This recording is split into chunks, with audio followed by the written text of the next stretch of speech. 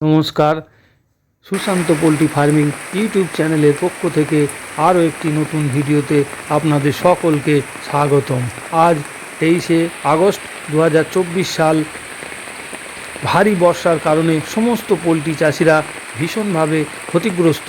আজ আমি এসেছি বারাসাতের অন্তর্গত বাদু রোডের ভিতর একটি গ্রাম নবাবপুর, দাদা আব্দুল হাকিম সাহেবের বাড়ি। দাদার 2000-এর একটি পোলট্রি ফার্ম আছে। দাদা অনেক পরিশ্রম, ধৈর্য ও যত্ন সহকারে মুরগিগুলো পালন করেছিল, কিন্তু তিনি আজ ভীষণভাবে ভেঙে পড়েছেন ভারী বর্ষার কারণে। আরেক ভাই ফারুক মধ্যম গ্রামের ক্যামেলিয়া কলেজের পাশে তার একটি ফার্ম আছে, সেই ফার্মটিও ভীষণভাবে ক্ষতিগ্রস্ত। আপনাদের সামনে তুলে ধরলাম সেই পোলট্রি ফার্মের মুরগিগুলোর অসহায় অবস্থা।